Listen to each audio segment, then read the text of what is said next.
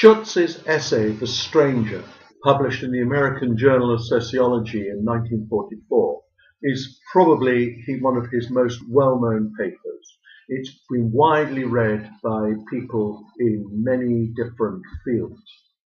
What Schutz does in that paper is to analyse the sorts of knowledge, the sorts of adjustments that a stranger has to make when they enter a new community. Now, it works at its most obvious level for the person who has emigrated and is in a new country, particularly if, and Schutz was doubtless thinking of people emigrating to the States before the Second World War. And he was thinking about communities such as the Chinese communities who had developed in America. What were the problems of orientation and adaptation that they went through? Now, the paper was taken up in the 60s and 70s by people in education and more broadly in sociology, particularly those interested in the sociology of knowledge, who began to see that we are all strangers at some points in our lives in distinct settings.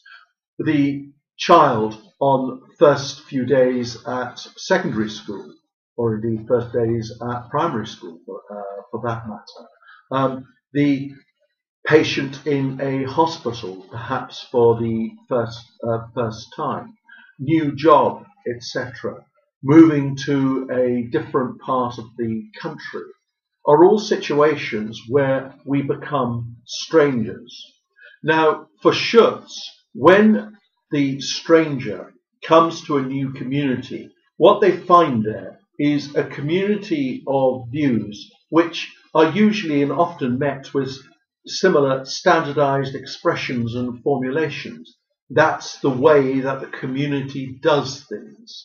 It's the way they talk about things, which may be a club or a society, or it may be more than that. Any academic moving to a different university will very quickly encounter new languages for going about things. Now, while there may be a widespread desire to have a common language for much of this work, there are nevertheless highly distinct institutional approaches, and the person who is the stranger will often be unfamiliar. The external examiner won't know at the outset how the place where she or he is examining goes about activities. They are a stranger to that community.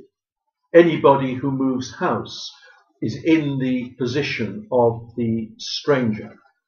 So the in-group maintain a collective self-interpretation, partly through language that is used and presenting a common inside view of what the community is, how it works and what it does. But the stranger has to become an observer of this community. She or he looks at the ways in which they go about things. The stranger may not understand. They have to ask questions. And some of those questions may elicit responses. Well, what do you mean? Don't you know that? Or why are you asking that? Or puzzlement, bewilderment even, because the community takes for granted assumptions and how you go about things, and suddenly to be asked questions about what you've taken for granted feels odd, may even feel intrusive, as any researcher asking questions of people on something for which they take for granted will find very familiar. So the stranger, if they are going to adjust, if they're going to become part of the community, has to become an observer, and then after that has to reconstruct piece by piece what she or he has met, and relate it to the stock of knowledge she already holds and which she uses, so that she is learning new recipes or adjusting existing recipes in order to cope with the new community.